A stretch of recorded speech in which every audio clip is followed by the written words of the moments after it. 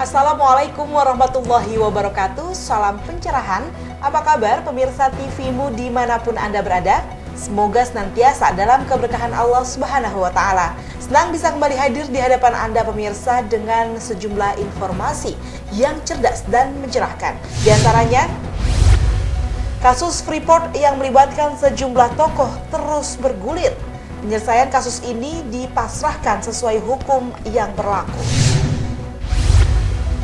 Pemerintah pesimis target pencapaian pajak di akhir tahun ini tercapai.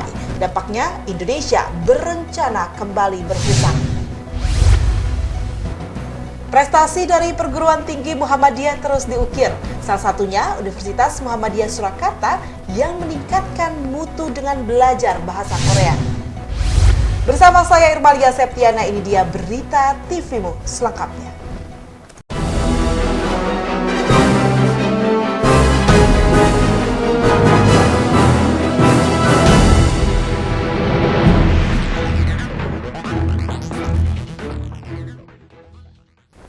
Pemirsa, dalam menyelesaikan kasus Freeport yang melibatkan sejumlah tokoh, termasuk Ketua DPR RI Setia Novanto, Mahkamah Kehormatan Dewan merasa tidak membutuhkan bantuan dari manapun, sebab tata aturan beracara untuk menangani kode etik sudah jelas. Polemik dalam penyelesaian kasus Freeport yang melibatkan sejumlah tokoh seperti Menteri SDM Sudirman Said dan Ketua DPR RI Setia Novanto semakin memanas. Ada kabar yang menyatakan jika Kejaksaan Agung ikut menangani kasus pencatutan nama Presiden Joko Widodo dan Wakil Presiden Yusuf Kala. Wakil Ketua Mahkamah Kehormatan Dewan atau MKD DPR RI Junimat Girsang mengatakan dirinya mempersilahkan jika Kejaksaan Agung ingin menangani kasus pencatutan yang dilakukan Ketua DPR RI Setia Novanto karena berbeda ranah.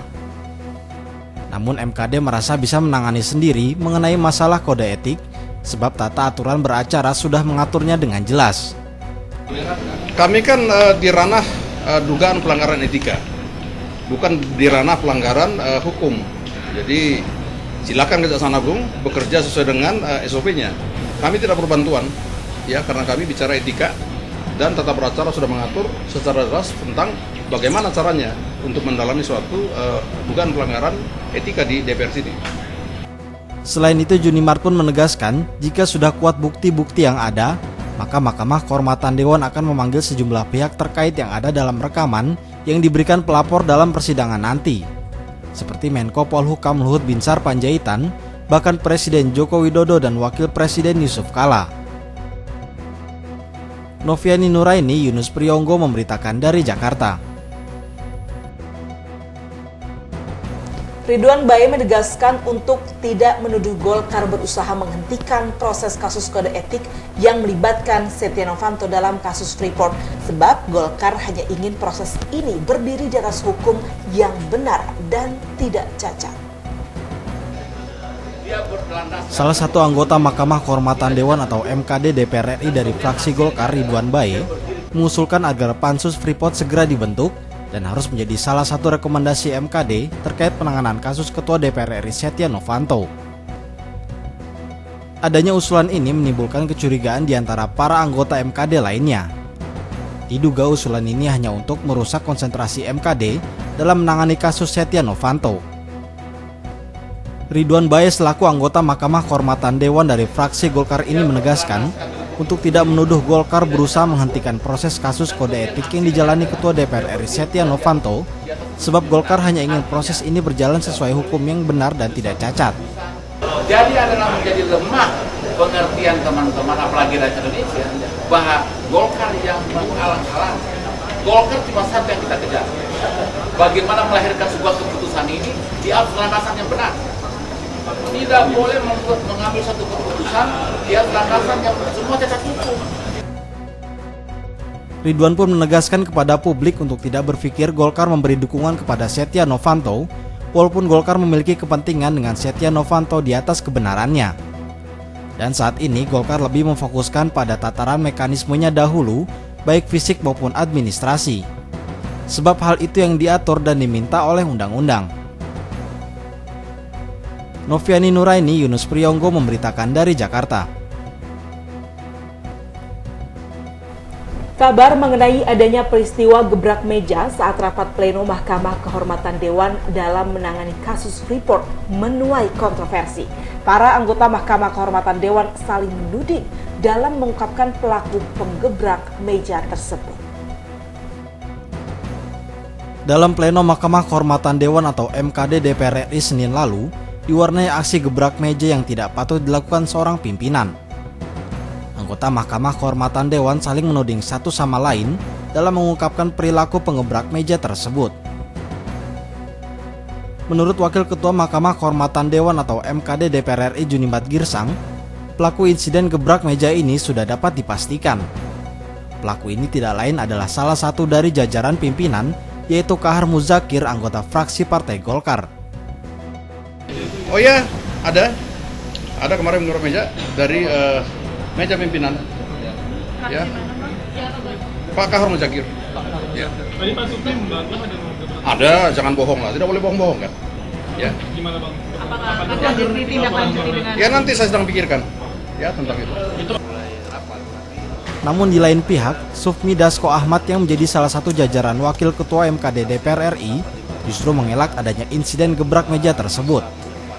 Menurutnya yang ada hanya perdebatan hebat saja, tetapi tidak sampai mengebrak meja.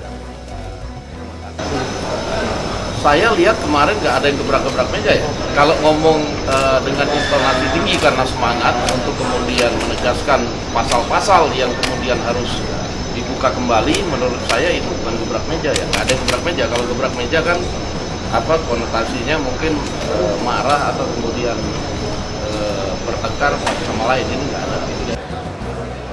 Pada rapat pleno ini membahas kembali persoalan kesahihan bukti-bukti yang diserahkan pelapor Sudirman Said. Padahal dalam rapat sebelumnya 24 November 2015, MKD sudah menyepakati untuk menindaklanjuti pemeriksaan ke pihak yang terkait dalam pengaduan Menteri SDM tersebut, yakni kasus pencatutan nama Presiden dan Wakil Presiden oleh Ketua DPR RI Setia Novanto. Noviani Nuraini, Yunus Priyonggo memberitakan dari Jakarta. Ya pemirsa, informasi lainnya akan kami hadirkan sesaat lagi, tetap di Berita TV.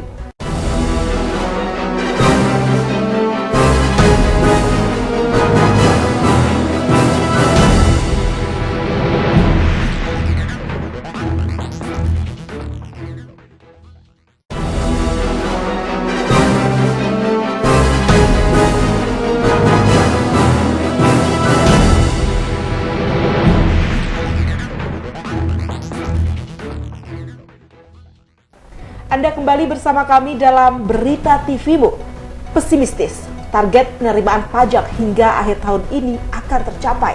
Target penerimaan pajak pada tahun ini masih kurang sekitar 430 triliun rupiah. Menurut Yusuf Kala, penerimaan pajak masih kekurangan 430 triliun rupiah dari target yang dicanangkan. Pemerintah Indonesia, kata Kala, tidak mungkin pada Desember ini meraih pendapatan pajak 400 triliun rupiah.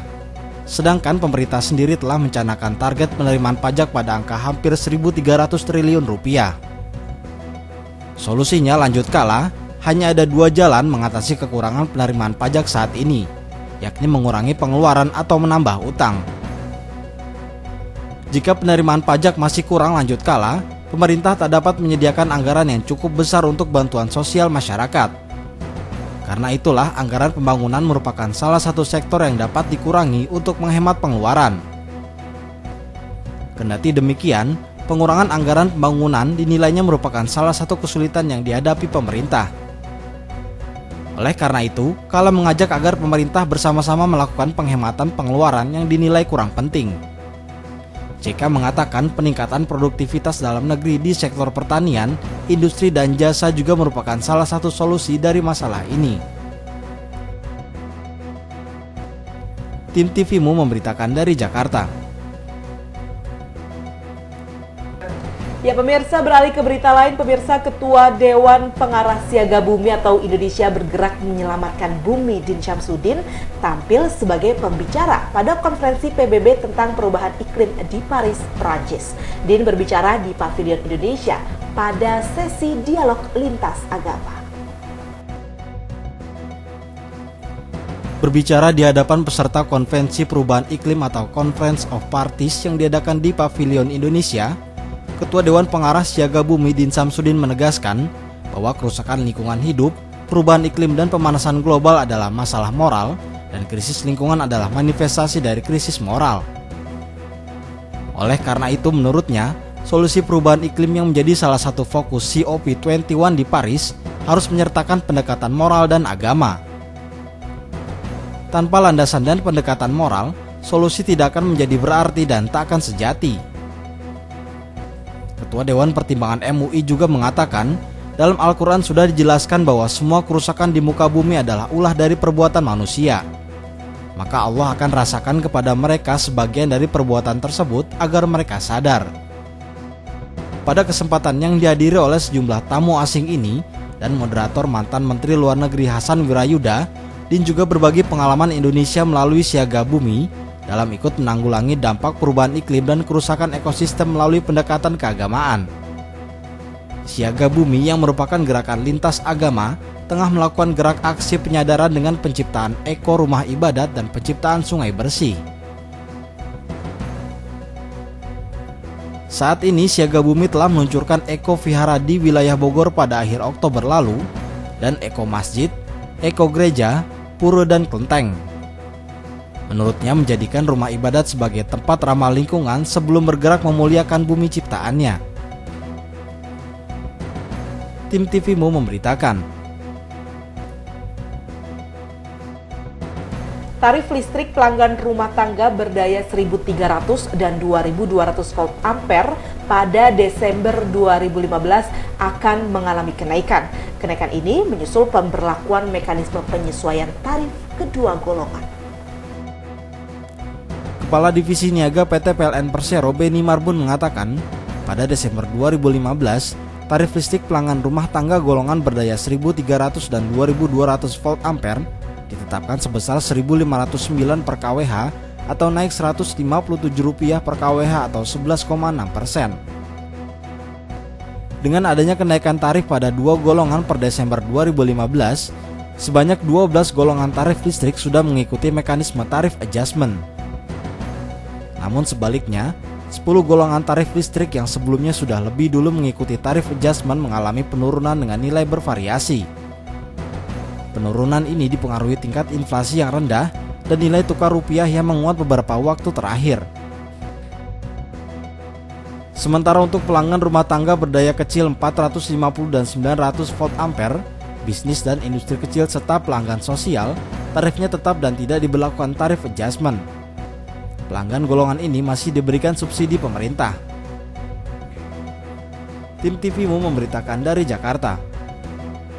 Informasi seputar kegiatan Persyarikatan Muhammadiyah akan kami hadirkan setelah yang berikut ini. Tetaplah di Berita TVMU.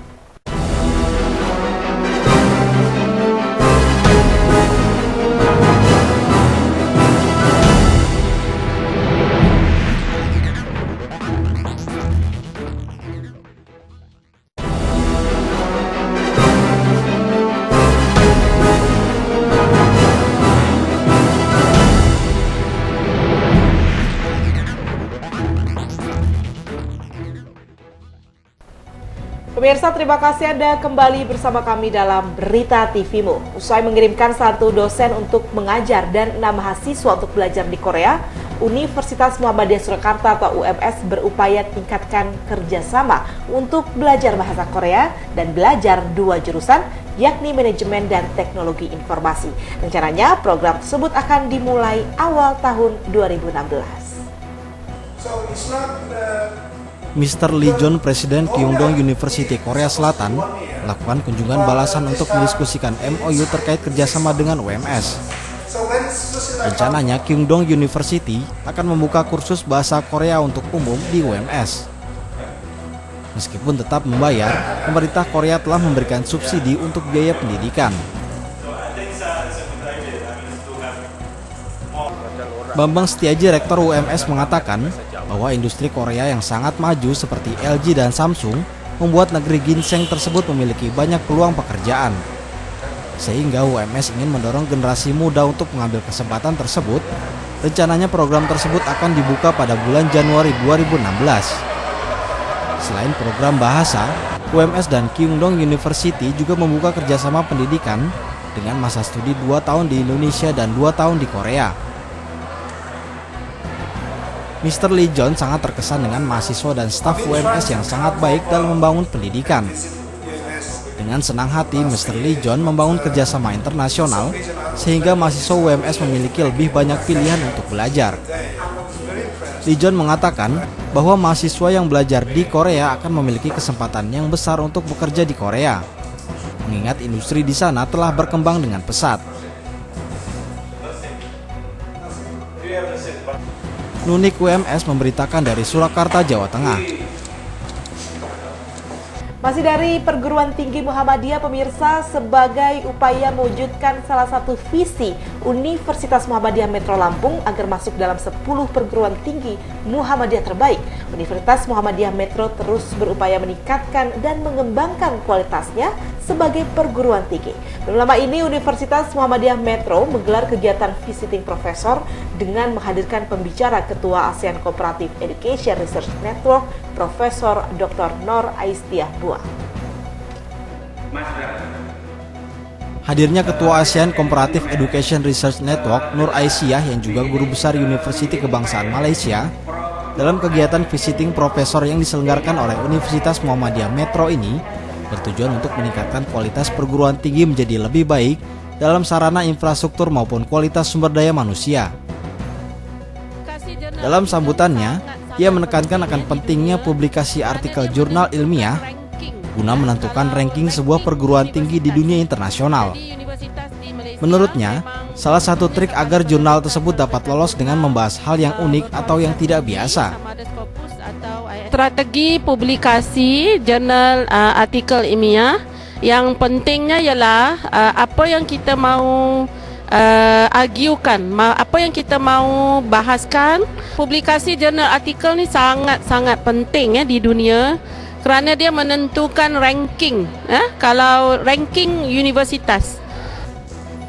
Dalam kesempatan ini juga dilakukan penandatanganan MOU antara Universitas Muhammadiyah Metro dengan ICERN yang dilakukan oleh Nur Aisyah dengan Rektor UM Metro Karwono yang digelar di Aula Gedung E Universitas Muhammadiyah Metro.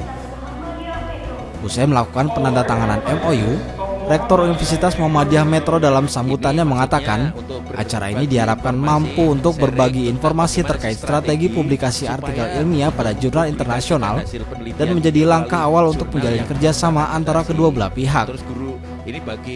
Karwono juga menekankan dengan diadakannya acara ini diharapkan dapat meningkatkan semangat para dosen untuk meningkatkan penulisan jurnal ilmiah dan dapat dipublikasikan. Ini maksudnya untuk berbagi informasi, sharing tentang bagaimana sih strategi supaya untuk mempublikasikan hasil penelitian ini melalui jurnal yang terakreditasi. Harapan para dosen mestinya ada yang mulai mengupload lah itu ke Scopus, dan harapannya tahun 2016 ini ada yang bisa masuk gitu, harapannya seperti itu, dan kita lagi berupaya untuk itu. Kegiatan ini dihadiri oleh 300 peserta yang terdiri dari para dosen dan mahasiswa. Kontributor TVMU Lampung memberitakan. Pimpinan Cabang Muhammadiyah Sukajadi menggelar roundtable discussion. Perhelatan ini menghadirkan para tokoh Islam di Bandung, Jawa Barat. Memperingati Milad ke-103 Masehi atau 106 Miladiah, pimpinan Cabang Muhammadiyah Sukajadi Bandung, Jawa Barat menghelat sebuah diskusi bertajuk Gerakan Islam Mencerdaskan Keadaban Bangsa.